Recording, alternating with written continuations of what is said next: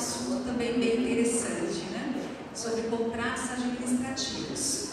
Quero convidar o Edilson, ele é presidente do Instituto de Previdência de Limeira, ele também faz parte da diretoria da APPREM, Edilson.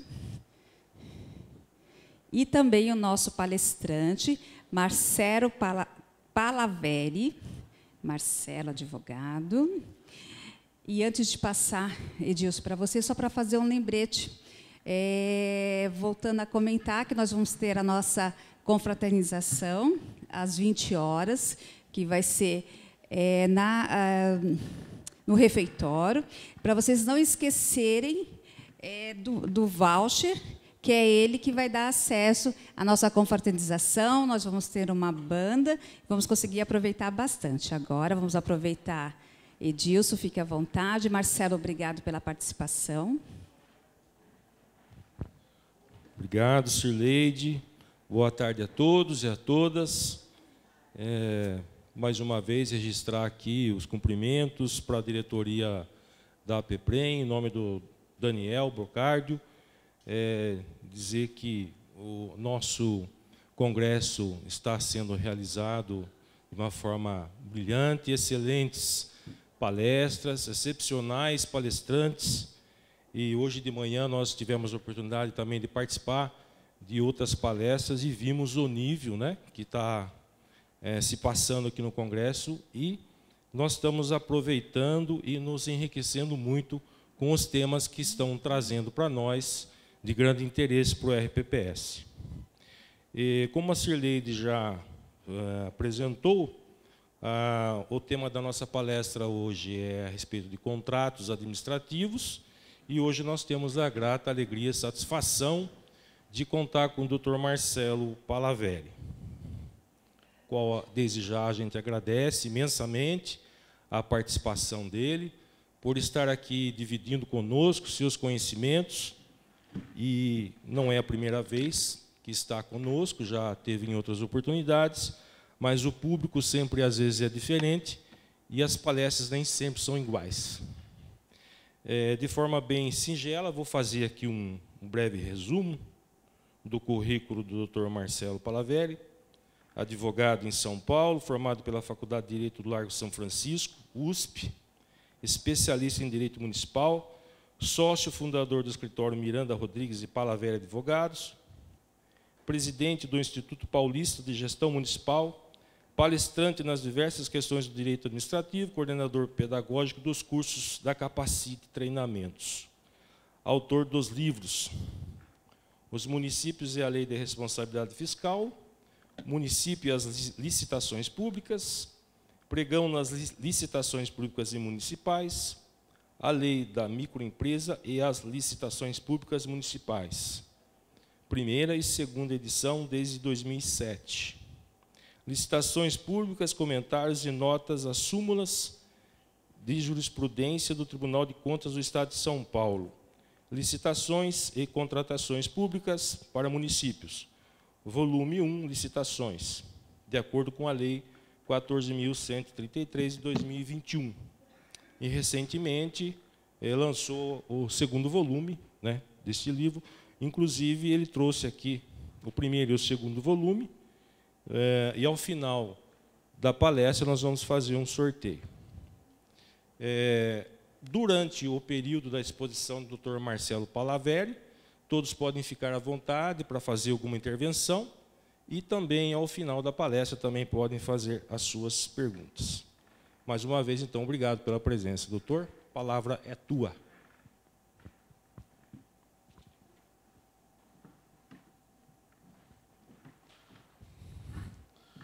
Boa tarde a todos e todas. Agradecer inicialmente a direção da APPREM por mais esse convite, especialmente ao grande amigo Edilson, que tem compartilhado comigo seu interesse por questões relacionadas ao direito administrativo municipal, e especialmente nessa questão de licitações, que é o tema que nós vamos enfrentar hoje. Nós preparamos umas telas de apresentação para que nós possamos guiar um pouco a nossa conversa. Como disse o Edilson, eu acho que as perguntas e a intervenção de vocês ela é extremamente importante. E aí, então, eu peço que vocês, querendo fazer uma pergunta, basta levantar a mão e eu passo a palavra para que vocês possam fazer a intervenção. Na pior das hipóteses, se o tema não for muito relacionado com aquele aspecto, eu peço que vocês aguardem um pouco para a gente tratar dele no momento mais oportuno. Mas, na medida do possível, eu pretendo enfrentar cada um dos temas trazidos, porque nós vivemos um momento de muita dúvida sobre a legislação de licitações e contratos administrativos. Eu chamei a nossa palestra de governança, planejamento e gestão de contratos públicos, porque me pareceu ser um tema que não só é presencial na Lei 14.133, como também me parece ser presencial e muito atual para vocês que participam dos regimes de previdência municipal. Tive a oportunidade de acompanhar junto ao portal da PEPREM e depois fazer algumas pesquisas junto ao Ministério de Previdência e vejo que vocês passam por um momento de adaptação e de priorização do aspecto de gestão. Existe, inclusive, um projeto que me parece ser capitaneado pelo Ministério da Previdência, que é o Progestão, e que percebo que os regimes próprios de Previdência Social estão se adequando a ele, estão começando a fazer uma adesão a essa sistemática. Vejo que essa sistemática é algo que hoje preside um todo no que diz respeito à administração pública.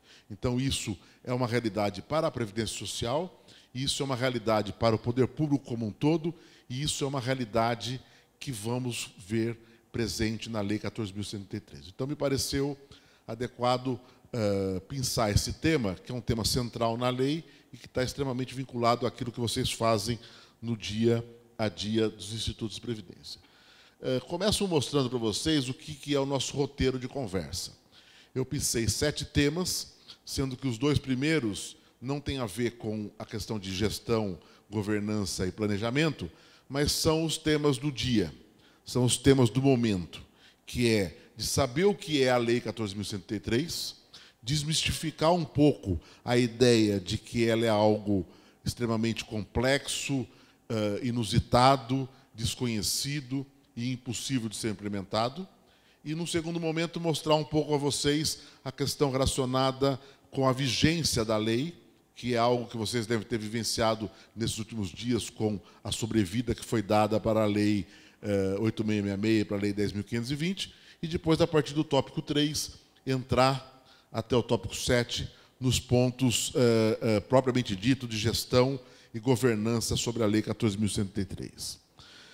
Para que nós possamos percorrer todos os temas, vamos começar já falando do tema 1, que eu denominei o que contém a Lei 14.133.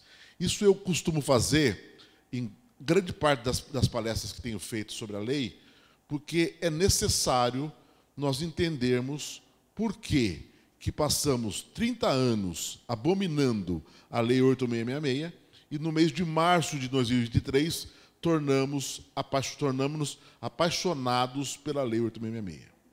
E quisemos ficar com ela e pretendemos ficar com ela até quando isso for possível. Eu me formei em Direito em 1990, quando nós estávamos trabalhando ainda com o Decreto-Lei 2.300. Naquela oportunidade já fazia estágio numa consultoria e já trabalho com licitação desde então. Passados 3 anos, nós temos a edição da Lei 8.666, que ela já nasceu abominada, ela já nasceu criticada, ela já nasceu execrada. Em 1995, para vocês terem uma ideia, surgiu o primeiro projeto de lei no Congresso Nacional querendo se livrar da 8.666. Vejam bem, de 93 até hoje, nós vamos fazer 30 anos de 8.666 em junho. De 95 até hoje, nós vamos fazer 28 anos de crítica à 8.666. Chegamos em março de 1993 e todos ficaram apaixonados pela Lei 8.666. Eu quero acreditar que parte disso deve ser acreditado ao desconhecido, ao novo, ao inusitado. Então, a primeira tela que eu coloco para vocês é para a gente desmistificar. Não há necessariamente um novo, não há necessariamente um inusitado, não há algo que nós já não sabemos fazer. Basta nós fazermos ajustes pontuais, procedimentais e inserir aquilo que nós já fazemos dentro da ideia de planejamento de governança. Com isso, nós faremos a execução da 14.133. Antes de mostrar para vocês o que compõe, no aspecto básico, a 14.133, eu faço a seguinte colocação. Nós estamos fazendo licitação há 30 anos pela 8666. Não acertamos até agora. Continuamos errando. Não haverá processo licitatório de qualquer um dos municípios aqui presentes, ou de todos que vieram participar, ou que fazem parte da APEPREM, que não sofra algum tipo de crítica, seja do controle interno da Prefeitura, seja do Tribunal de Contas do Estado de São Paulo, no nosso caso, por estarmos aqui no Estado de São Paulo, seja de um licitante ou participante, seja do Ministério Público e assim por diante. Não haverá um processo perfeito passados 30 anos. Então, não vamos imaginar que nós vamos virar a página, como deveríamos ter virado em 1º de abril de 2023, e começar a fazer licitação pela 14.133 com perfeição. Nós não fazemos isso há 30 anos pela 8666, nós não fazemos isso há 21 anos pela 10.520, que é a lei do pregão, que é de 2002, e que, portanto, tem 21 anos já de vida, e nós não faremos isso a semana que vem, se começarmos a fazer a 14.133. Então, a tônica da conversa é começar a fazer, começar a usar, não ter medo de usar.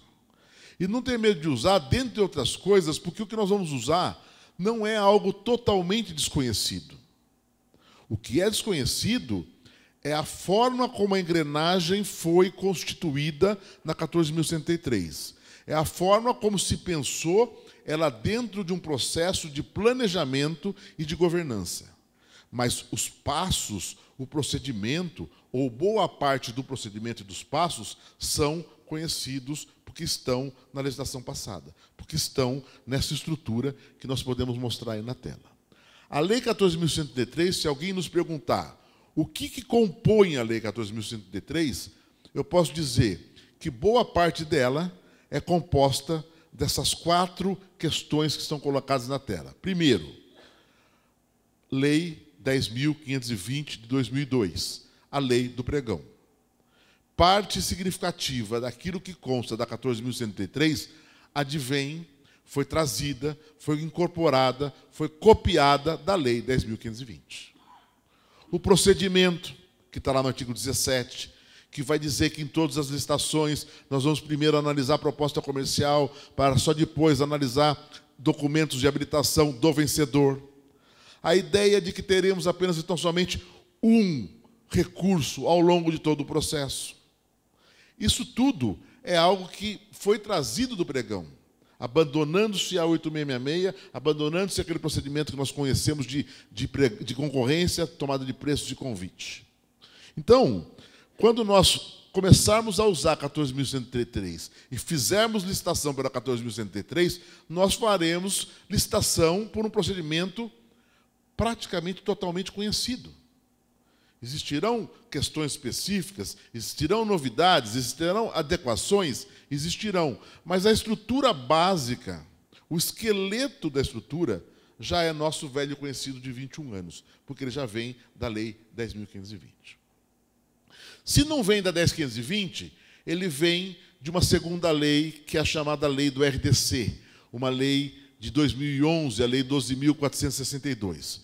Eu tenho visto que 95% pelo menos dos municípios do Estado de São Paulo não utilizaram o RDC como procedimento de licitação para fazer as suas licitações. O RDC foi uma lei que surgiu lá em 2011 para fazer frente a algumas necessidades de 2 eventos esportivos que existiram aqui no Brasil, Copa do Mundo e Olimpíadas. Foi feita uma lei específica para facilitar os procedimentos licitatórios e de contratação, daí o nome Regime Diferenciado de Contratação, e depois verificou-se que isso podia seguir para alguns objetos. Os municípios não seguiram fazendo isso, mas não significa que as pessoas não estudaram o procedimento, que a jurisprudência não se sedimentou em cima do procedimento, que a doutrina não debruçou-se no estudo sobre como funciona o procedimento. Ainda que nós, municípios, não tenhamos conhecimento profundo sobre o que é o RDC, os estudiosos, os tribunais, sabem o que é ele. E sabem conduzir aquilo que nós viemos a fazer, julgar aquilo que nós viemos a fazer com relativa facilidade. Mais um ponto não totalmente desconhecido. O terceiro grande bloco que compõe a 14.133 é a reprodução de procedimentos burocráticos que o governo federal incorporou na sua regulamentação infralegal sobre a matéria. Vocês aqui dos municípios não têm o hábito de disciplinar e normatizar a matéria de licitação no âmbito local. Quando muito, e aí eu poderia fazer até uma aposta com quem quer que seja, nós vamos encontrar em cada um dos municípios aqui presentes um decreto sobre pregão, um decreto sobre registro de preços e alguma coisinha a mais. No âmbito do governo federal, não. É portaria para todos os gostos, instrução normativa para todos os assuntos, às vezes até decretos também para diversos dos temas, que foram se sedimentando, sendo construídos ao longo desses anos de 8.666 e de 10.520, que permitiram que o governo federal chegasse a uma estrutura extremamente burocratizada de procedimentos de licitação. O que a 14.133 fez foi incorporar esses procedimentos para dentro da lei. Talvez vocês estejam ouvindo falar, nós vamos falar também, com muita frequência, sobre 2 documentos que estão aí. O estudo técnico preliminar e o plano de contratação anual. Eles nasceram no governo federal, na sua normatização infralegal, na sua complementação das regras da 8.666 e da 10.520. E foram, dentre muitos outros, que ao longo do tempo vocês vão começar a perceber, foram incorporados pela Lei 14.103 como norma agora legal de âmbito nacional e válida para todos nós. Portanto, algo que também não é de todo desconhecido. Podemos entrar nos sites do governo federal, nos comentários que os ministérios fazem, nos textos do Tribunal de Contas da União e estudar esse material com bastante profundidade, porque temos bastante texto para nos orientar na estruturação dos nossos trabalhos a partir dessas realidades que o governo federal vivenciou. E, para finalizar, nós vamos ter a incorporação de aspectos da jurisprudência do Tribunal de Contas da União. Não só do Tribunal de Contas da União, como também de algumas leituras que os tribunais de contas estaduais, e aí inserido o Tribunal de Contas do Estado de São Paulo, fazem sobre a matéria de licitação. E se isso é jurisprudência, mais uma vez, não é desconhecido. O que é a jurisprudência? É a reiteração de decisões que um tribunal adota sobre um determinado tema. E no momento em que isso se transforma em uma norma dentro do tribunal, o que a Lei 14.103 fez? Incorporou isso para dentro do texto legal. Exemplo, no registro de preços, a questão da validade da ata. A lei agora vai expressamente dizer lá no artigo 84 que a ata pode ser prorrogada por mais um ano. Esse debate permeou a jurisprudência do Tribunal de Contas da União nos últimos 20 anos. O Tribunal de Contas do Estado de São Paulo também interveio falando que não poderia haver a prorrogação da ata, mas foi uma forma de ler o assunto. Agora o assunto está regulamentado na lei por um outro viés, por uma outra linha, mas com uma regulamentação que advém da jurisprudência do Tribunal de Contas da União. E aí nós vamos encontrar dezenas e dezenas de pontos dentro da lei que são exatamente fruto da interpretação jurisprudencial. Quero, com isso, fechar o seguinte cenário. Tudo que nós não fizemos nos 2 últimos anos, por dizer que havia um desconhecido, tudo que nós fizemos no último mês de retomar um amor platônico pela Lei 8.666, foi desnecessário. Não precisavam os prefeitos ter ido a Brasília, fazer uma marcha, brigar, pedir para o Ministério e sair fazendo uma nova lei, uma medida provisória para prorrogar a norma. Dava para os municípios terem se preparado. Alguns fizeram isso, alguns poucos fizeram isso.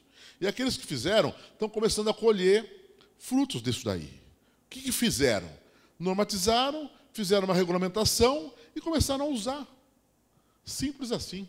Olharam para o desconhecido, viram que não era tão desconhecido assim, tinha lá uma juba, um pomponzinho no rabo, olha, isso parece um leão.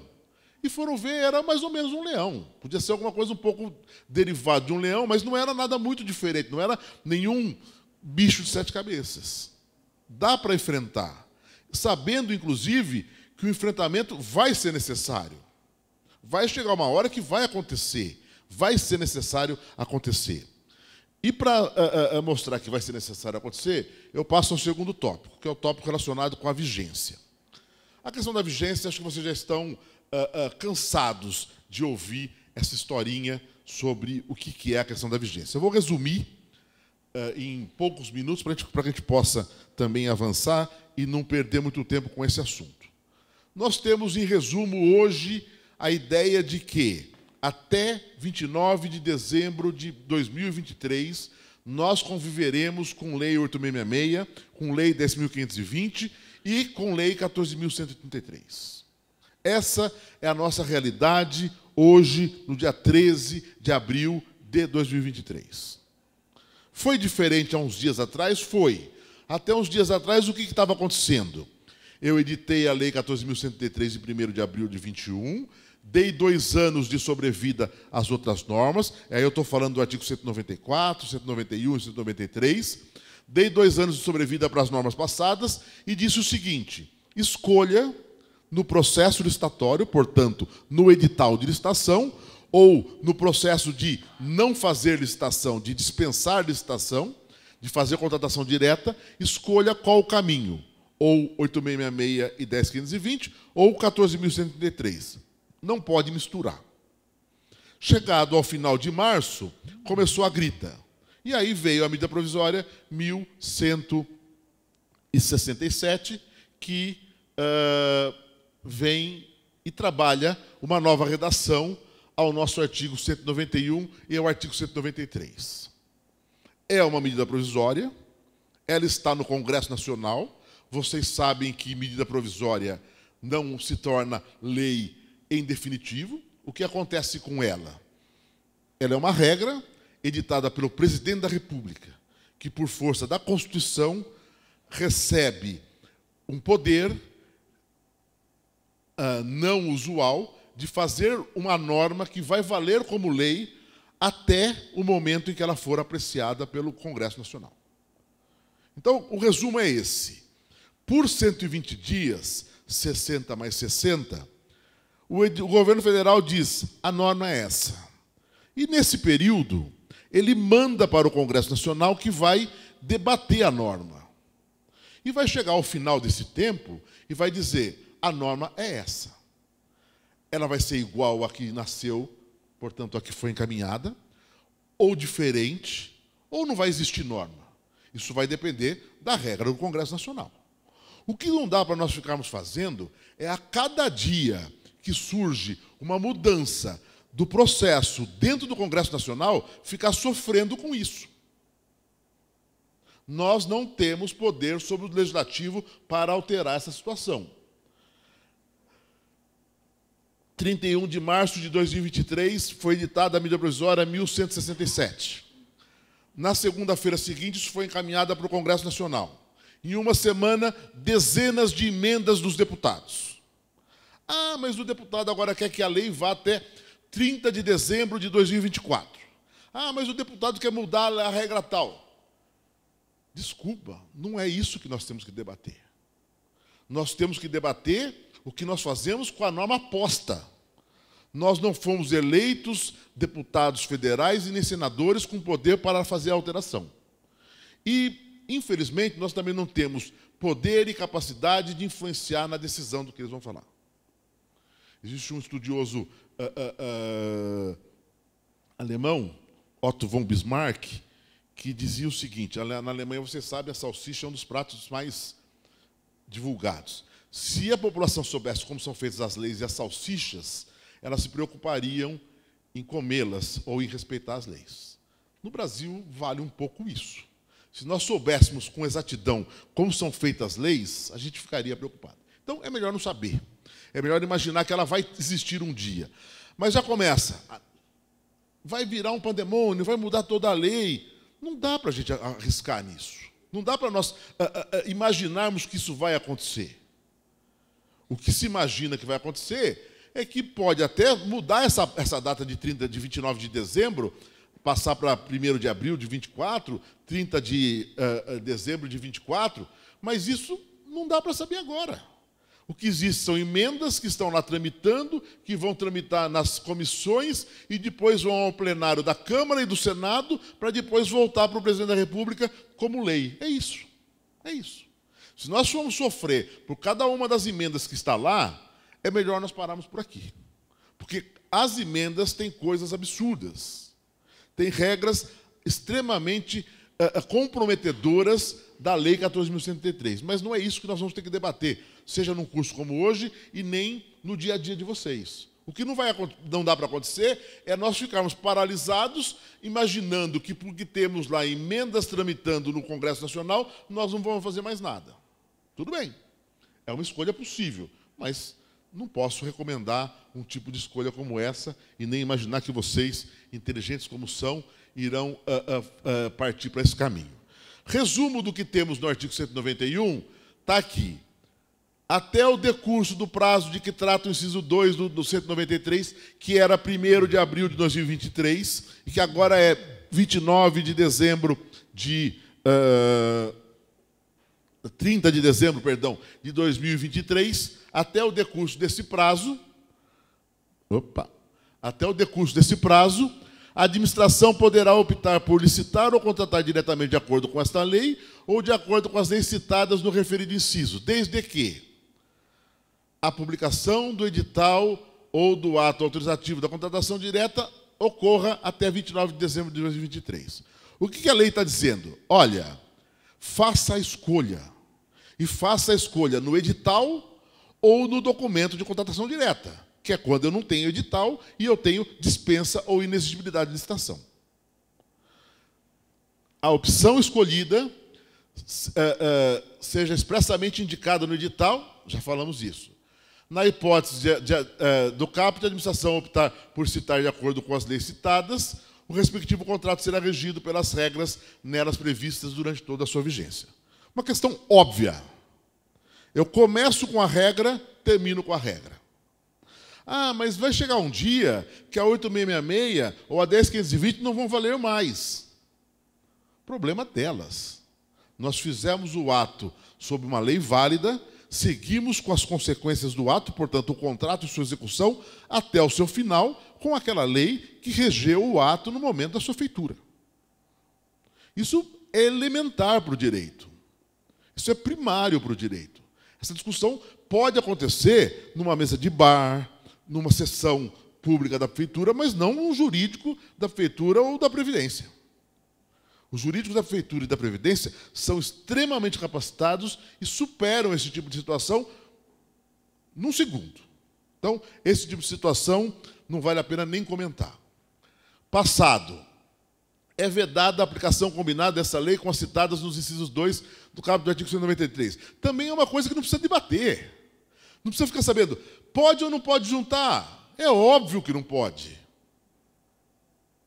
Já dizia a redação originária, continua dizendo a redação nova, e a lógica indica isso. Ah, mas tem gente juntando. O problema é de quem está juntando. Não seremos nós do Estado de São Paulo que viemos num evento da PEPREM que vamos juntar as duas leis. Quando escolhemos vir no evento da PEPREM, a nossa capacidade era tal que nunca nós iríamos poder juntar isso. Com ou sem a norma. Nós somos tão capacitados que, ao escolhermos ir no evento da PEPREM, um evento de tanta magnitude como esse, nós nunca ia passar na nossa cabeça juntar essas duas normas. Então não precisava nem estar escrito na lei. Mas está escrito na lei, a gente sabe que não pode e não vamos fazer isso. Então não precisa ficar falando, Quem juntou? Onde juntou? Está lá no PNCP, está juntado, tem um monte de gente publicando. Problema deles. Resumo, então, nós temos a lei nova, que já está em vigor, e que já é tarde para nós começarmos a trabalhar com ela. Nós temos a lei nova, que não é inusitada, que dá para nós trabalharmos com ela. Nós temos a lei nova, que nós vamos conhecer, e que nós vamos bater cabeça com ela, e que nós vamos trombar com os problemas, enfrentar os problemas. Talvez menos do que 30 anos que fazemos isso hoje com a Lei 8.666. Talvez com 10, com 5 anos, né, Edilson, a gente esteja lá no Instituto de Previdência de Limeira e todos os outros institutos aqui presentes, fazendo a perfeição, licitação pela 14.103. Eu acho que dá para fazer isso. Nós temos capacidade para isso. Se não tivermos, vamos enfrentar os problemas, como enfrentamos na 8.666, como enfrentamos na 10.520. E não é por ela ser nova que vai ser diferente disso. Com isso, nós terminamos os 2 primeiros temas, que eram temas introdutórios, para desmistificar algumas coisas, e eu começo a enfrentar a questão de governança e de planejamento, que eram os temas centrais da nossa conversa. Disse a vocês, e repito agora, que essa questão de governança e de planejamento é exatamente o que diferencia a lei passada para a lei nova. Procedimentalmente, nós temos muita semelhança entre lei passada e lei nova. O que nós temos de grande novidade é a inserção daquilo que a lei nova fala dentro do cenário do poder público. E isso começa pela questão de governança. Governança é um tema relativamente novo para nós que trabalhamos com o poder público, porque nós não estamos acostumados com isso. Quem é da iniciativa privada até traz uma certa cultura dessa questão de governança, e no poder público nós começamos a trabalhar com essa questão nos últimos anos. Exemplo, os próprios regimes de previdência começam a trabalhar com isso a partir de orientações do Ministério da Previdência, como vocês têm feito através do Progestão. Exemplo, as orientações que o Tribunal de Contas da União vem dando para os órgãos do governo federal no que diz respeito à política pública como um todo. E isso não poderia ser diferente, começa também a ser colocado e trabalhado dentro da legislação de contratações públicas. A legislação de contratações públicas, ela não pode ficar isolada, solta, sem pensar nessa ideia de governança que é pensada para o resto do poder público. A legislação de licitação pública e de contratação pública, ela está inserida dentro desse cenário legislativo maior e, portanto, as modificações ali implementadas também fazem coro aqui na legislação de licitações e contratações e começam a receber umas modificações.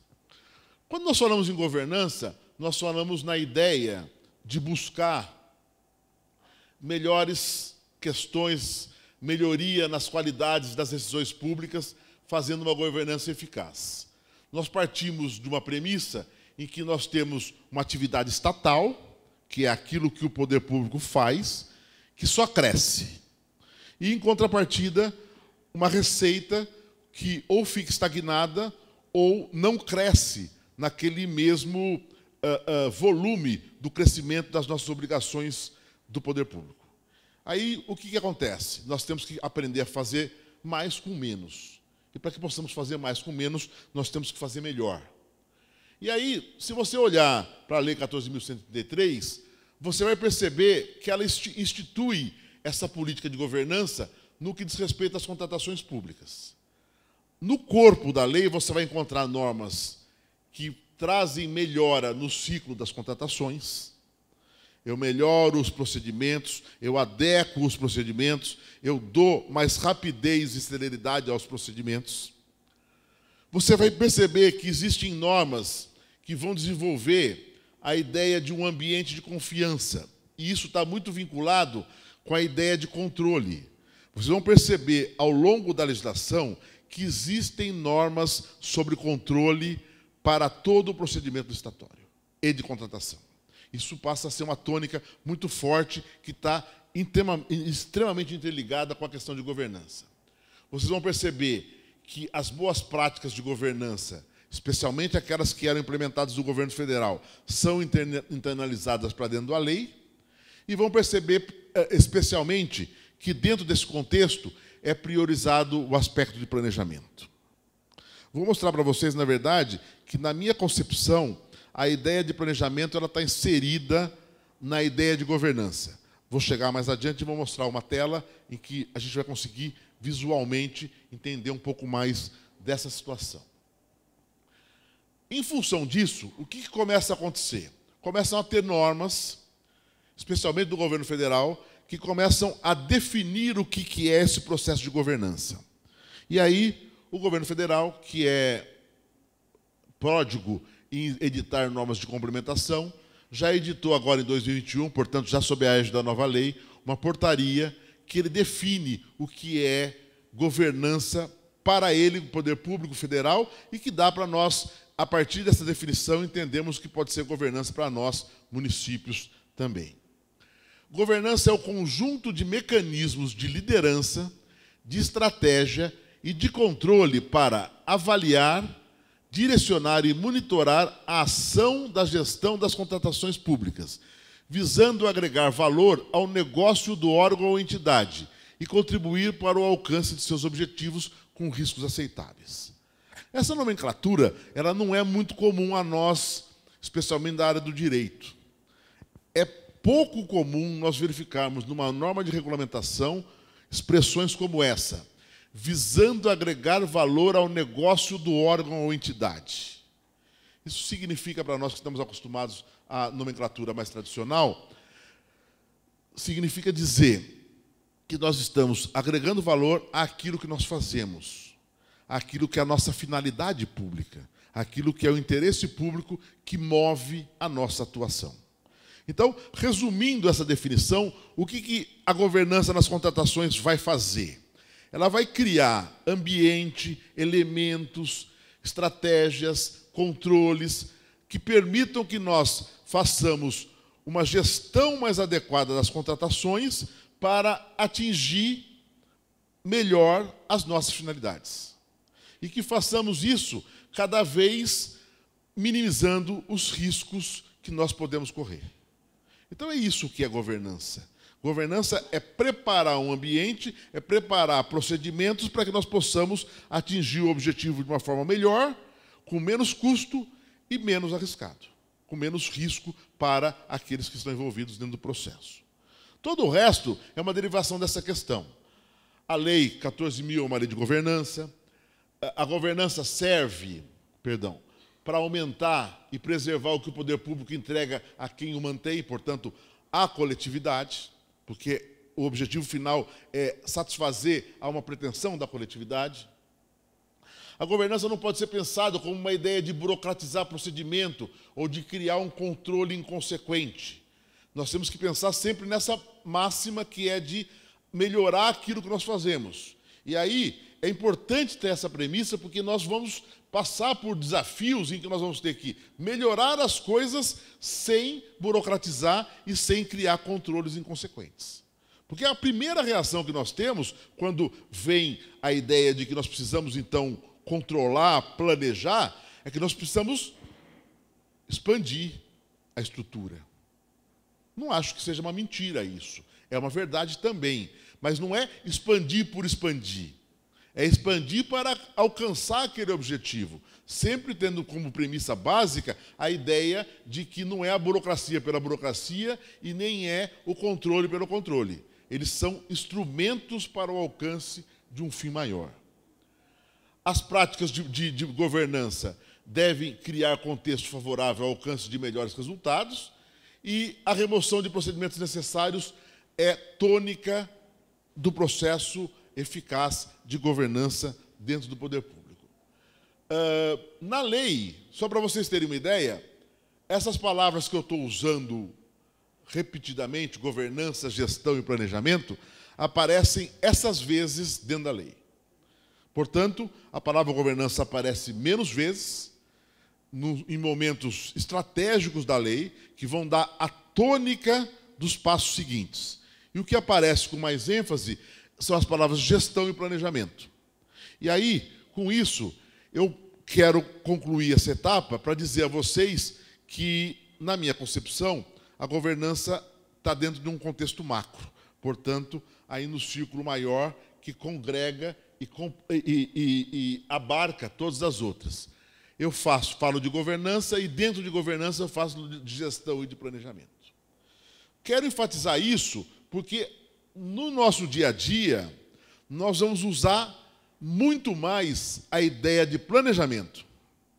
Porque a ideia de planejamento ela vai descer para um campo operacional, ao passo que a governança vai ficar dentro de uma função diretiva, numa função estratégica. Já a gestão e o planejamento vão ficar dentro de uma função de realização e, portanto, operacional.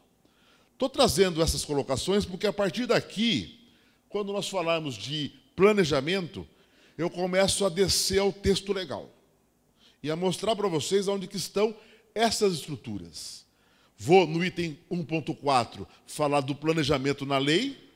No item 1.5, eu pretendo discorrer para vocês sobre os processos de planejamento e no item 1.6, sobre as estruturas de planejamento que a lei estabelece. É lógico, em 1 hora, 1h20, 1h30, nós não conseguimos falar de tudo isso. Eu vou dar uma grande pincelada sobre tudo isso para que vocês possam começar a se desafiar e aprofundar aquilo que está dentro da lei, sem mistificar qualquer um dos passos que nós vamos conversar aqui. Tudo bem? Não teve uma pergunta até agora.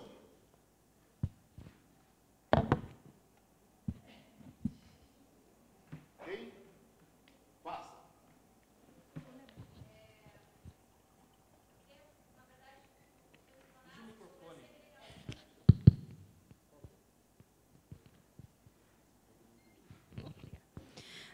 Boa tarde, professor. Boa tarde. Gostaria Qual é o que seu nome? Renata. Renata, qual é o seu órgão?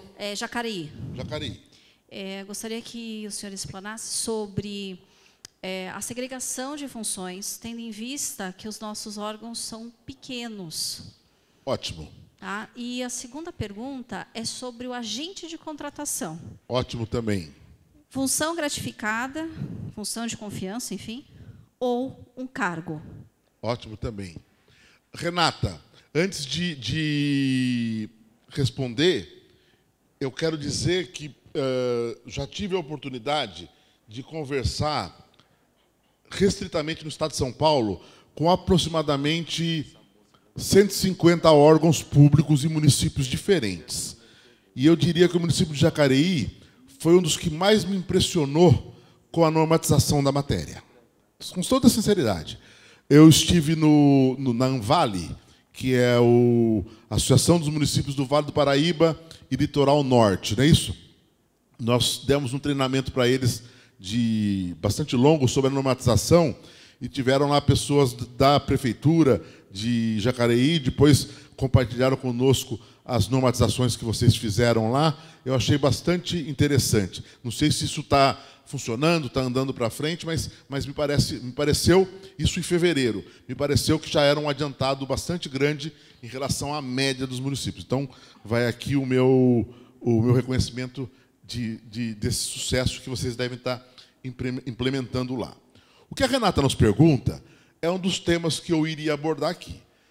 De novo, como a pergunta veio, eu vou passar, sem nenhum medo de perder o fluxo, e já perdendo o fluxo, para que nós possamos entender o que ela nos pergunta e responder o que ela nos pergunta.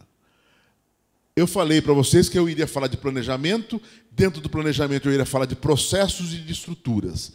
Essa questão está vinculada com agentes públicos. Concorda comigo, Renata? O que você está perguntando é sobre segregação de função e sobre agente de contratação. Isso é tudo vinculado com agente público.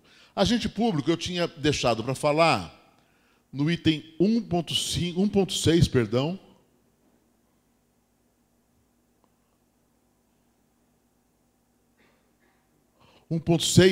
Que eu acho que isso daí está vinculado com a questão estrutural da organização que eu vou fazer. E eu tinha feito uma divisão que é trabalhar com vocês sobre a organização dos agentes públicos e da estrutura administrativa que gerenciará as licitações e as contratações. A pergunta da Renata está exatamente nessa questão. E ela, então, pergunta para nós o seguinte: o que eu vou fazer com o servidor no que diz respeito à segregação de funções. E isso certamente deve ser um dos problemas que aflige o dia a dia dos institutos de previdência.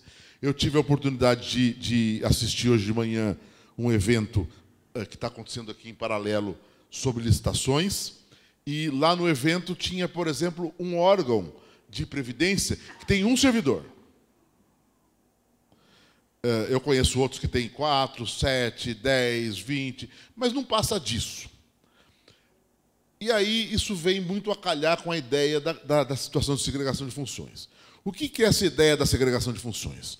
Primeiro, lá no artigo 5º, que eu sugiro a leitura para vocês, foram colocados quais são os princípios que regulamentam o processo de licitação e de contratação. Um dos princípios é o princípio da segregação de funções. Fazendo um paralelo para o futebol, que é sempre bem-vindo para dar exemplo, é o seguinte: eu não posso bater o escanteio e na área cabecear e depois sair festejando o gol. Alguém bate o escanteio, outro cabeceia e todos nós festejamos o gol. Ou seja, eu não posso fazer sequencialmente atos dentro do processo que possam comprometer o andamento do processo. De onde saiu essa brincadeira? Marcelo, quem inventou essa história? A leitura do Tribunal de Contas da União, jurisprudencialmente, olhando os julgados, os processos do governo federal. Ele olhava os processos e falava o seguinte: Antônio faz A, passa para Antônio fazer B, depois Antônio faz C. Se Antônio faz A, passa para João fazer B e para Joaquim fazer C, eu vislumbro estatisticamente menos erro. Por quê? Porque Antônio fazendo A, fazendo B e fazendo C, a primeira coisa que vai acontecer, se houver um erro, ele vai esconder o erro. Ou tem mais chance, estatisticamente, dele esconder o erro. Que é essa brincadeira que está posta aqui no parágrafo primeiro que eu vou ler para vocês. Ou então, Antônio fazendo A, Antônio fazendo B, Antônio fazendo C, tem mais chance de fraude no processo do que Antônio, Joaquim e, já nem lembro mais outro nome que eu falei, Edilson, fazendo as etapas.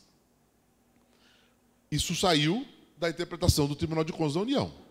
Veio para a lei e incorporou, nos dando essa maravilhosa regra do parágrafo 1º do artigo 7º, que vai presidir a ação e a escolha dos agentes públicos que vão atuar dentro do processo. Ele vai dizer assim, leio para vocês: a autoridade referida no caput, e lá estava a autoridade máxima do órgão, blá, blá, blá, blá, blá, blá, blá, deverá observar o princípio da segregação de funções, que estava lá no artigo 5º, eleito como princípio das licitações, portanto, é um sustentáculo do processo das licitações, vedada a designação de um mesmo agente público para a atuação simultânea em funções mais suscetíveis a riscos, de modo a reduzir a possibilidade de ocultação de erros e de ocorrência de fraudes nas respectivas contratações. Ele está dizendo que porque alguém leu, analisou e viu estatisticamente, se você deixar esse pessoal ficar repetindo os atos, a chance é grande de acontecer isso. Então ele vem e internaliza uma norma de âmbito nacional, sem pensar na realidade nossa, municípios, Jacareí, Limeira, Ubatuba, alguns municípios maiores, talvez tenham estrutura para segregar as funções. Aquele município que estava lá no evento de manhã, que tem uma servidora, como que ele vai segregar as funções? Um servidor, 2 servidores, 3 servidores, 4 servidores, eles vão praticar atos repetidos dentro do processo. O que vai acontecer? Eu vou fazer... Aí já começo a pensar no procedimento licitatório do artigo 17 e no procedimento da fase preparatória do artigo 18. Vou fazer a requisição e o estudo técnico preliminar. Aí eu sou o Antônio, eu passo para a minha mesa, faço 3 mesas do Antônio. Passo para a mesa 2 do Antônio, o Antônio vai lá e faz termo de referência. Depois o Antônio, à tarde, senta na terceira mesa e ele faz o edital. É isso que você está perguntando, não é, Renata? Como resolver esse tipo de problema? Não existe na lei uma solução para esse tipo de problema. A solução imediata que as pessoas pensam é 20 cargos novos. Cada um vai fazer uma etapa do processo. Não é isso que a gente tem que pensar. Nós temos primeiro que pensar funções mais suscetíveis a risco. Não são todas que são suscetíveis a risco. Existem funções estruturantes que são suscetíveis a risco. Aonde que entra a minha capacidade regulatória? Entra exatamente aqui. Quando a lei vai lá e fala, existem 50 pontos a serem regulados, você precisa fazer uma regulação, você precisa fazer um decreto, você precisa fazer isso, aquilo outro, não significa que você precisa pegar a Lei 14.103, copiar ipsis literis e transformar ela em municipal, não é isso. O que você tem que fazer é pensar no procedimento e imaginar como que você vai operacionalizar a lei e transformar ela em razoável dentro do sistema. O que nós temos hoje é o princípio da segregação, nos voando em cima de nós e nos amedrontando, e a nossa realidade. Quais são as saídas que nós temos? Nós temos a saída de criação de cargo. Ela vai onerar. Nós temos um paralelo de uma coisa que foi feita desse tipo há um tempo atrás, que o Tribunal de Contas até incentivou, mas eu acho que não é o mesmo caminho a ser seguido agora, eram com as câmaras municipais. Quem conhece as câmaras municipais também do Estado de São Paulo, sabe que elas também, em muitas circunstâncias, são pequenas em termos de estrutura. Ela se valia da contabilidade da prefeitura. Ela se valia de um parecer jurídico da prefeitura. Isso não pode. É poder autônomo, independente, constitucionalmente independente. Então, criou-se cargos para isso, cargos para aquilo outro. Nós temos hoje câmaras com 9 vereadores, 10, 12, 15 servidores. É o caminho mais adequado? É um caminho possível. Um outro caminho possível é eu explicar, tentar segregar naquilo que é possível, naquilo que é o risco maior e mostrar que, em certas circunstâncias, não há risco. A segregação ela não é burra, ela é pensada, ela tem uma finalidade. Funções mais suscetíveis a risco, de modo a reduzir a possibilidade de ocultação de erros e de ocorrência de fraudes na respectiva contratação. Então, eu vou estruturar o meu procedimento a ponto de tentar minimizar essas situações. Não vai dar. Nenhuma das duas alternativas é possível. Qual outra é possível? A concentração dos processos licitatórios dentro do Poder Executivo. Existe lá no artigo 19 uma ideia de concentração de estrutura de licitação. Isso é possível fazer. Alguns municípios, e não municípios pequenos, até municípios de maior porte, eu assessoro um com quase 200 mil habitantes, está fazendo isso. Ele está pegando todas as suas autarquias, todas as suas fundações, e ele está centralizando o processo licitatório, com base no artigo 19, inciso 1 e 2 da Lei 14.103. Leio eles para vocês.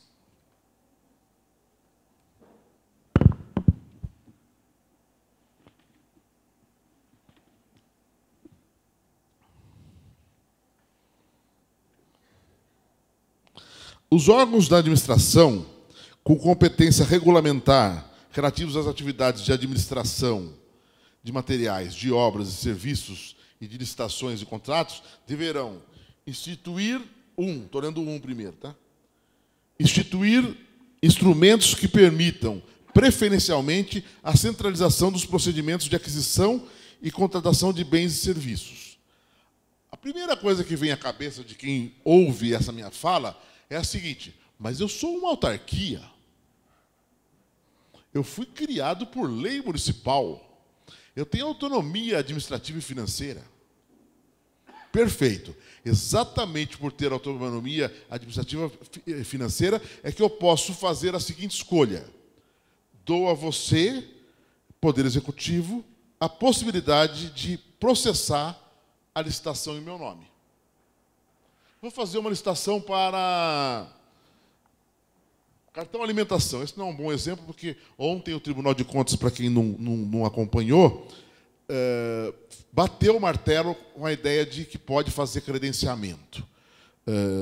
Depois, se for o caso, a gente volta nesse tema. Mas vamos imaginar que eu vou fazer uma licitação para esse objeto.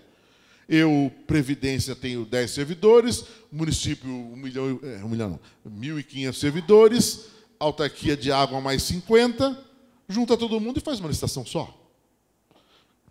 Tangenciei o problema da função, da segregação de função. Pode ser uma solução.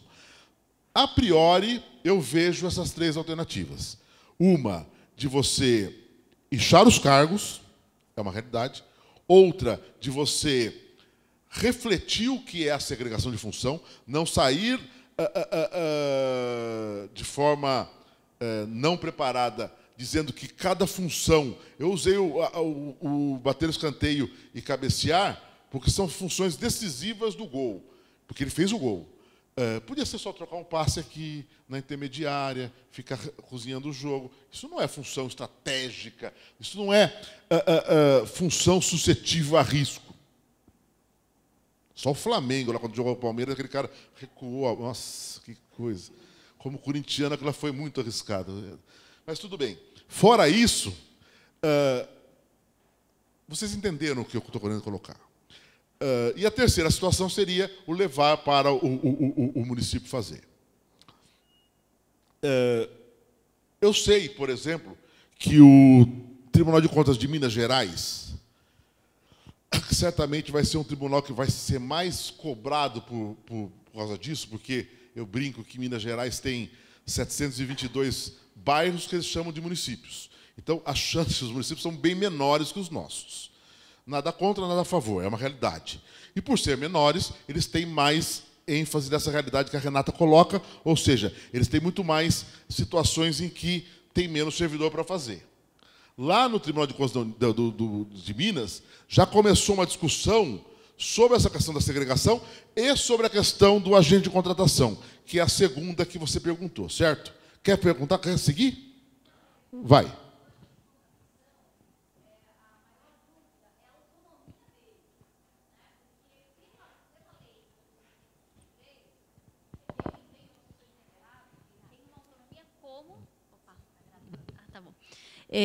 O agente de contratação ele tem uma autonomia como controlador interno, né? Seria, na verdade, na estrutura do órgão, um cargo, talvez, de confiança ou concursado. Então vamos lá. É isso que eu queria... queria... Quem gostaria de opinar? Eu queria ouvir opiniões sobre isso. Isso é para ter opinião diversa ou igual, mas alguém tem que falar mais. Ela falou... Fala de novo, Renata. Desculpa fazer você.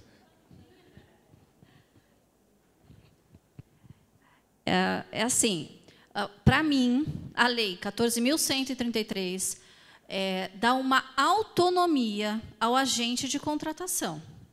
A minha questão é, o agente de contratação, ele vai ter uma função gratificada, GTOM, FG, enfim, como vocês nomeiam. Ou ele vai ter um cargo, ou seja, vamos fazer um concurso para chamar uma pessoa para ser agente de contratação. Como, por exemplo, em muitos municípios, o controlador interno.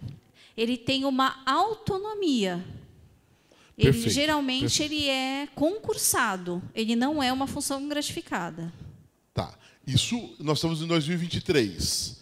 Eu faço a mesma pergunta para você em 2005. Como que era o controle interno?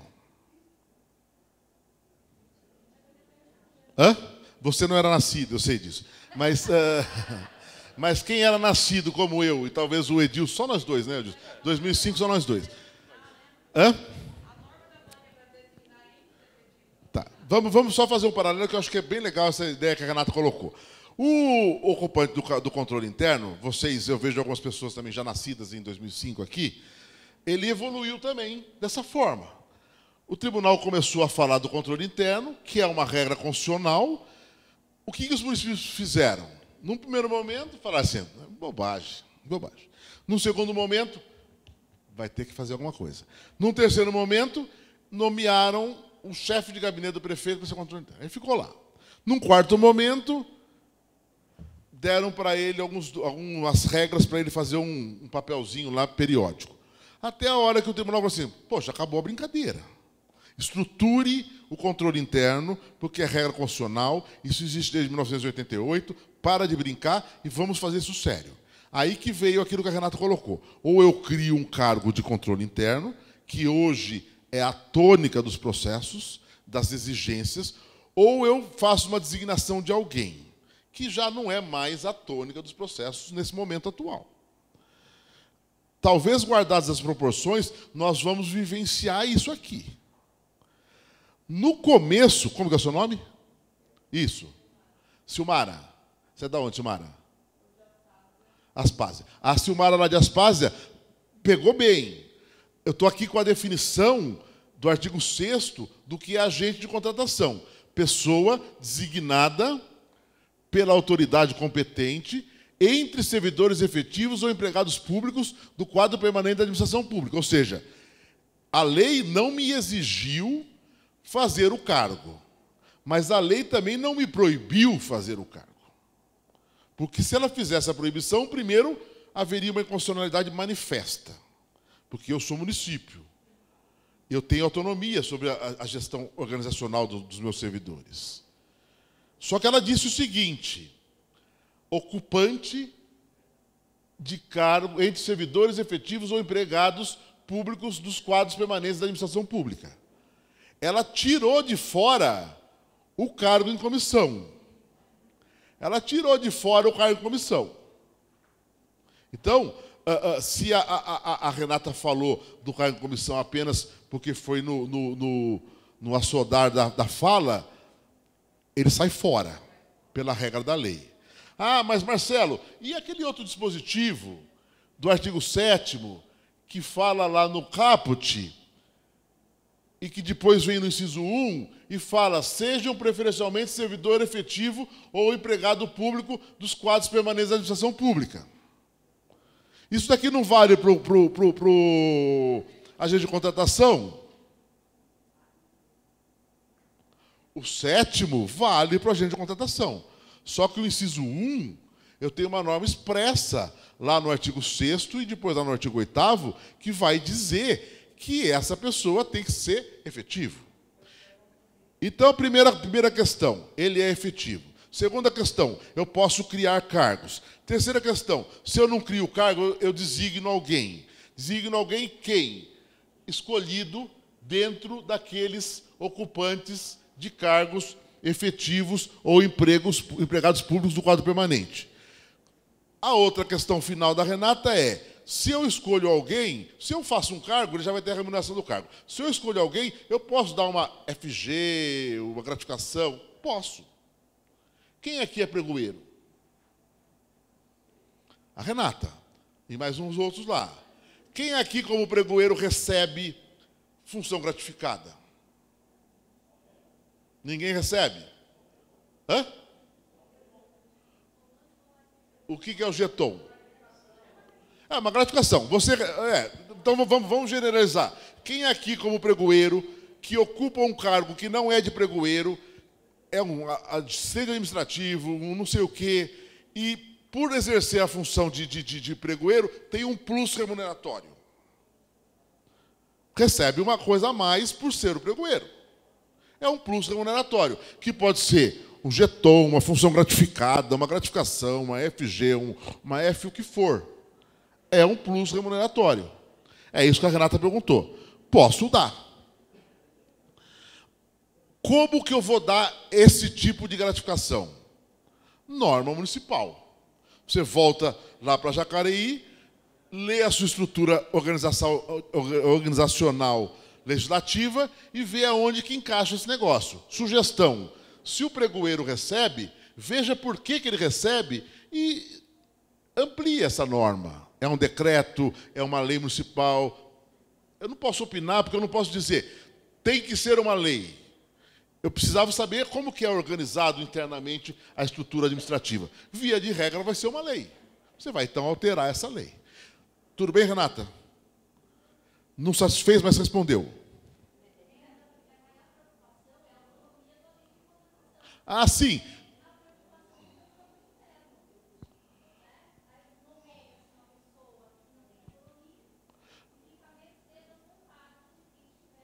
Não, mas ele tem autonomia. A função que ele vai desempenhar é autônoma. Exatamente por isso que ele não pode ser um cargo de comissão. Exatamente por isso que ele não vai poder exercer com o receio e a possibilidade de vir ser demitido ad nutum, que é o que acontece com o cargo de comissão. Eu exijo um cargo efetivo, não é porque eu gosto de cargo efetivo, é porque eu estou trabalhando com a ideia de que só ele age com autonomia. É isso. Vamos.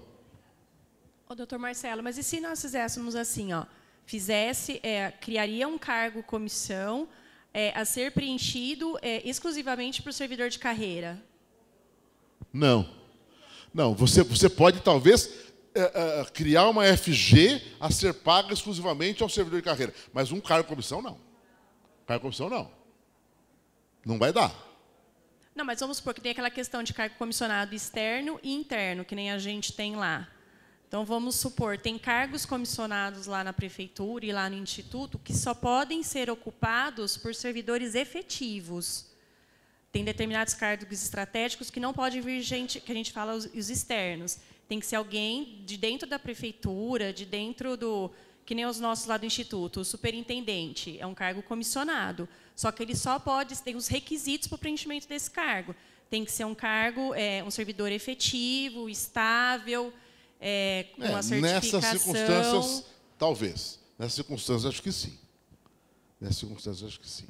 Mas aí ele não é um cargo de comissão externo. Típico, né? Ele é...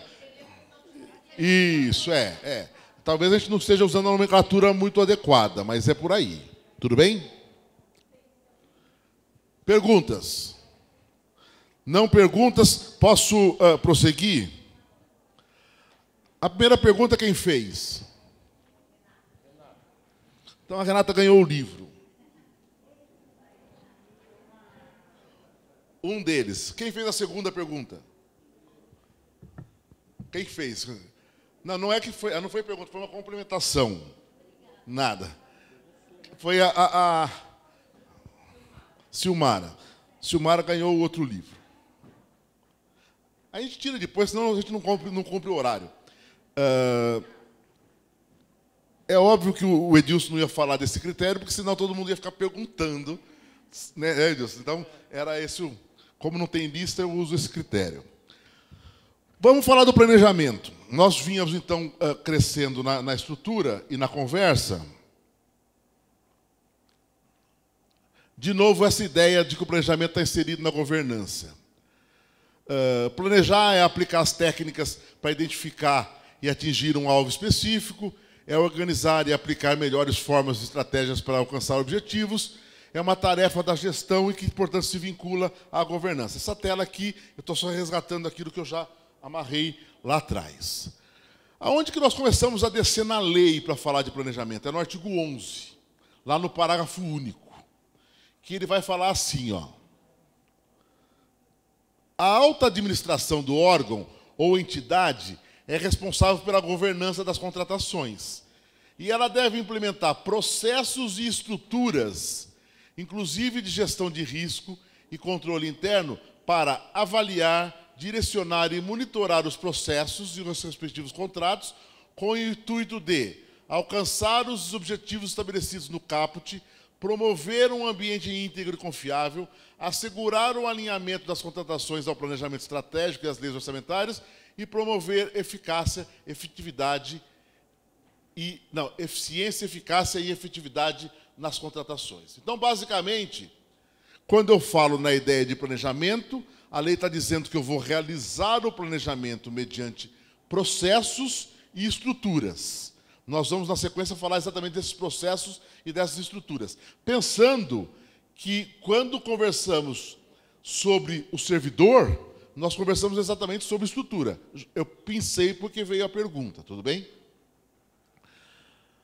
Eu planejo para alcançar os objetivos do artigo 11, para dar um ambiente íntegro e confiável às contratações, para assegurar o alinhamento com o planejamento estratégico, para assegurar o alinhamento com as leis orçamentárias, para promover eficiência, eficácia e efetividade das contratações. Isso é um resumo daquilo que nós tínhamos lá no artigo 11, parágrafo único da Lei 14.133.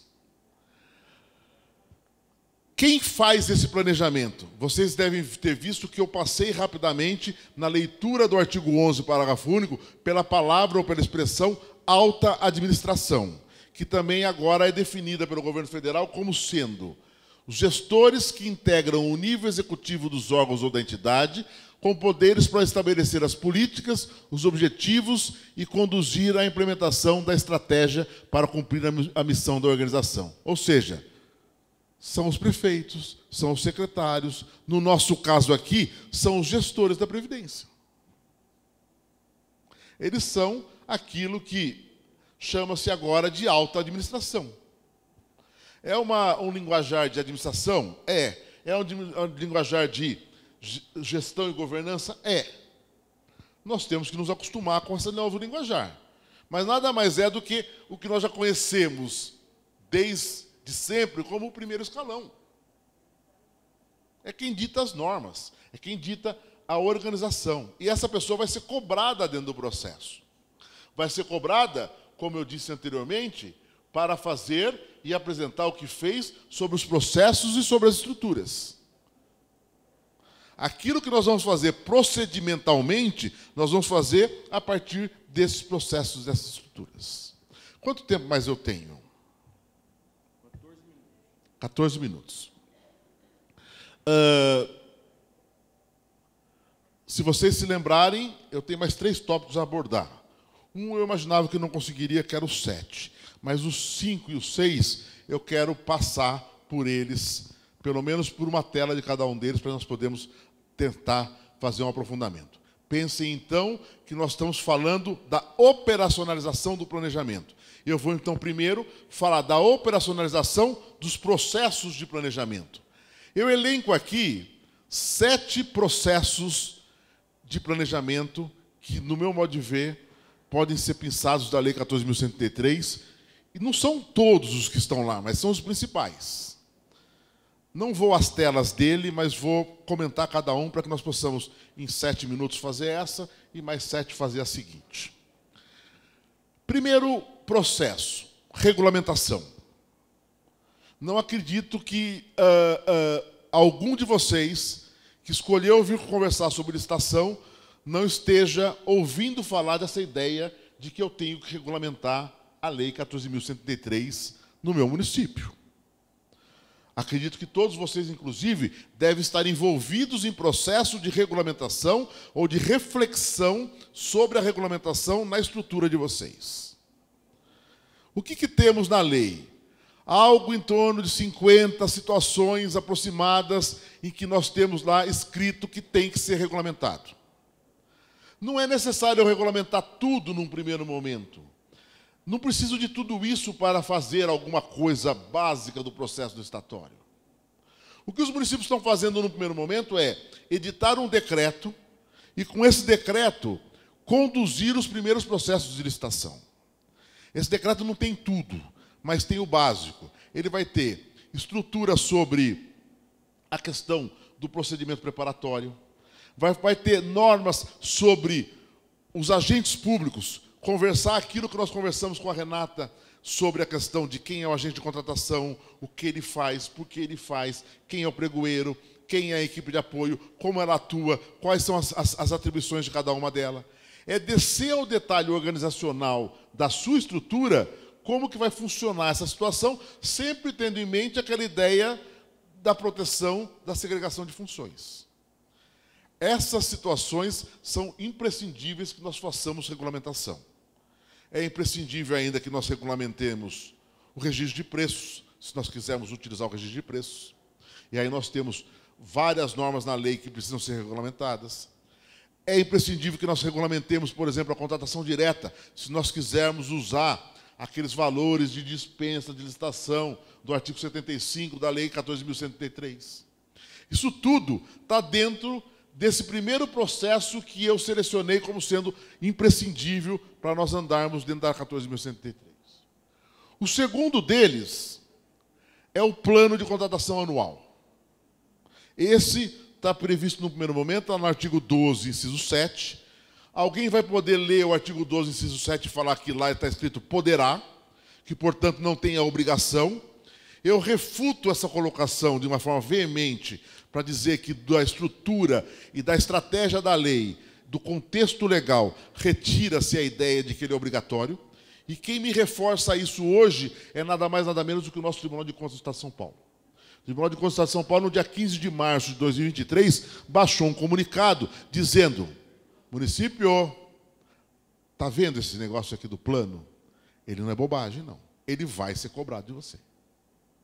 Por quê? Porque o plano, as pessoas olham para o plano e pensam que é ficar escrevendo o que eu vou fazer. Isso é a parte primeira. Mas eu escrevo o que eu vou fazer no ano seguinte, porque é um plano anual, porque eu tenho 3 objetivos que estão postos lá no artigo 12.7. Primeiro, melhorar a organização das contratações. Evitar que amanhã alguém saia querendo comprar o mesmo que eu já comprei ontem. Ou que daqui a 2 semanas alguém pense: ah, mas eu já fiz aquela licitação, eu precisava disso. Organizar a brincadeira.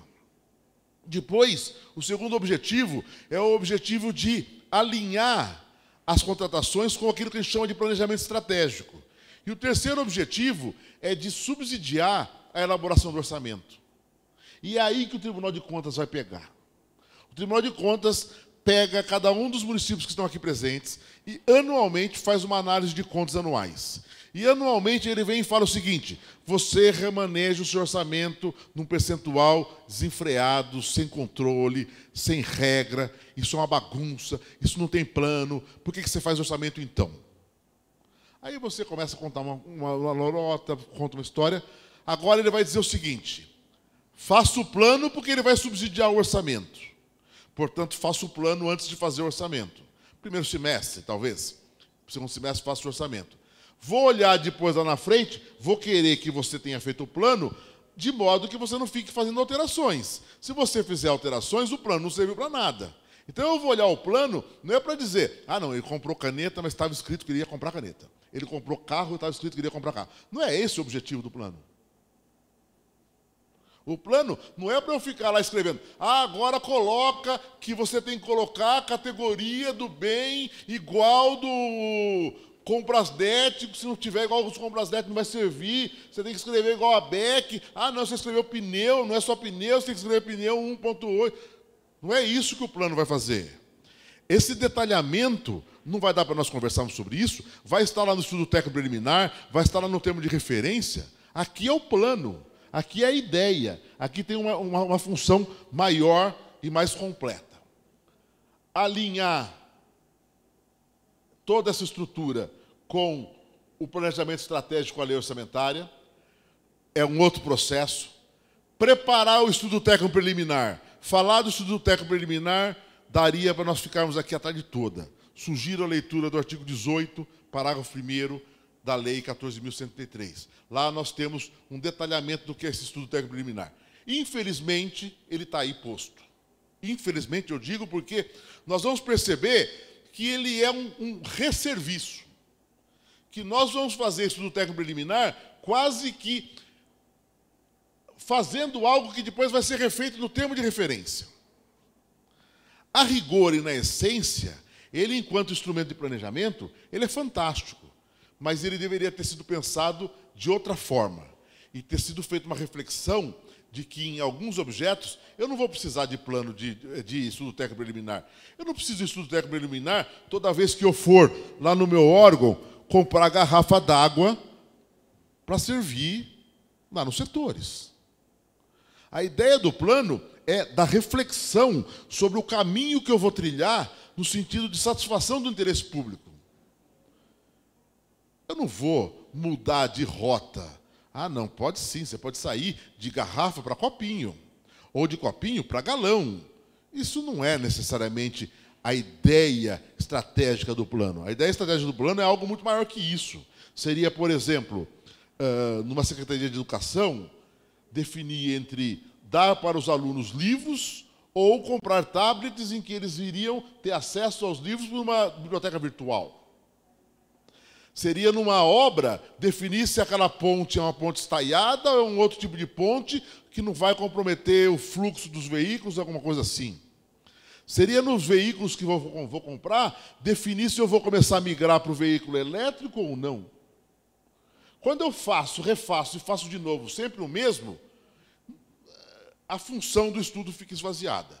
A lei não esvaziou isso. Infelizmente, nós temos o estudo. Por quê? A lei, de novo, introduziu aquilo que o governo federal faz.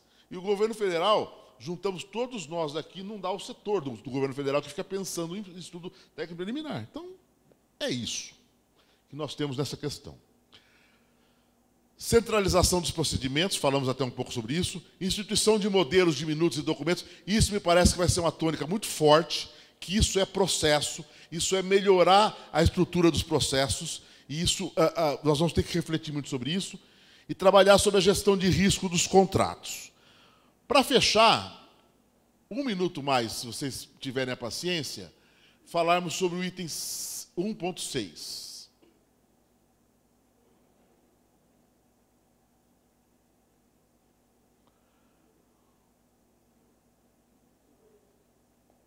Que são as estruturas.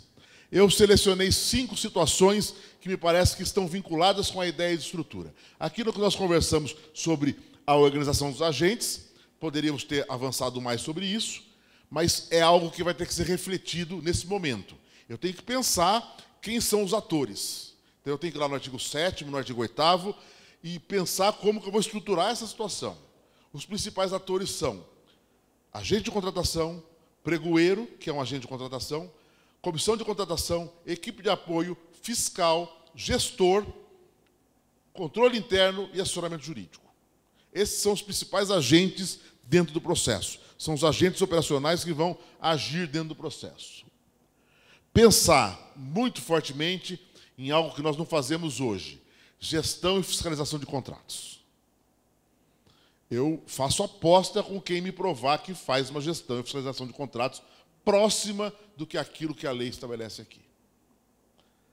A lei vai começar a falar de gestão e fiscalização lá no termo de referência, lá no estudo técnico preliminar. Ou seja, não é chegar no contrato e falar assim, esse é o gestor ou esse é o fiscal, e dizer para ele que ele é o gestor, dizer para ele que ele é o fiscal.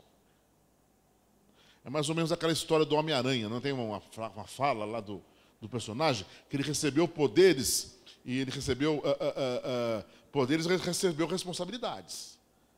Com o poder vem a responsabilidade. O gestor e o fiscal vão receber poder dentro do processo, mas vão receber responsabilidades dentro do processo. E isso vai ser olhado. Quando o Tribunal de Contas chegar lá, na sua prefeitura, eu tenho certeza, ele vai falar assim, eu quero ver essa licitação, eu quero ver esse processo, eu quero ver essa execução. Mas eu quero ver a partir do olhar do gestor e do fiscal. E quero ver o plano. E vai casar todo esse cenário. Por isso que ele vai olhar enquanto governança e planejamento. Por isso que nós mudamos o prisma do processo. O procedimento, ele segue a 10.520, artigo 17. É um pouco daquilo que eu falei na primeira tela. Nós já conhecemos o procedimento. O que nós não conhecemos é como a engrenagem funciona e como que ela conversa dentro do sistema. É isso que nós temos que começar a fazer. Esse é o desconhecido. Que não podia ter dado todo esse medo para chegarmos até aqui e estarmos começando a falar de lei. E para fechar, a organização das linhas de defesa, que são os controles, está no artigo 169, a atuação do controle interno e a atuação do assessoramento jurídico da administração. O controle interno e o assessoramento jurídico, eles serão peças fundamentais dentro do processo. Eu sempre tive, até por ser advogado, a ideia de que a gente tem que prestigiar essas duas funções dentro da estrutura. E acho que a lei prestigiou essas funções, deu a eles muito mais protagonismo, mas vai ter que haver a participação. De novo, com o poder vem a responsabilidade. E vai vir fortemente. Vocês vão encontrar em vários dos dispositivos uma regra, por exemplo, que vai dizer, se você precisar, peça ajuda. Para quem? Para o controle interno e para o assessoramento jurídico. Isso vai ser dito, quando falar do agente de contratação, vai ser dito, agente, você não está solto aí no mundo. Você tem 2 apoios, controle e assessoria jurídica. O pregoeiro, você não está solto no mundo, você tem essas duas pessoas. Equipe de apoio, mesma coisa. Comissão de contratação, mesma coisa. Gestor, idem. Fiscal, idem. É isso. Essas duas figuras são centrais no controle, são centrais na estrutura e vão assumir poder dentro da estrutura. E vão assumir protagonismo. Não vai ser possível mais a gente pensar numa estrutura que pense em licitação e contrato público sem ter internalizado alguém da estrutura jurídica e sem ter uma correlação e uma interligação muito forte com o controle interno da estrutura como um todo. Com isso, eu espero ter podido contribuir com vocês para, primeiro, desfazer o medo e depois reavivar a ideia de que nós temos que andar. E andar nós só vamos conseguir se nós fizermos a implementação da Lei 14.133. Não é possível que nós continuemos ainda morrendo de amor por uma lei extremamente burocrática, extremamente nefasta, extremamente perigosa, como foi a Lei 8.666. Então, eu agradeço e digo que confio que vocês vão ter bastante trabalho, mas vão ter condições de superar os desafios. Obrigado.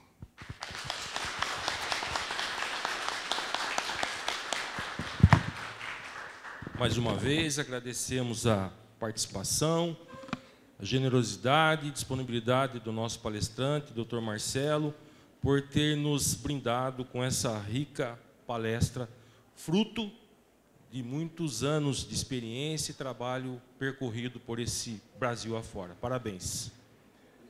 E leve uma pequena lembrança da PEPREM,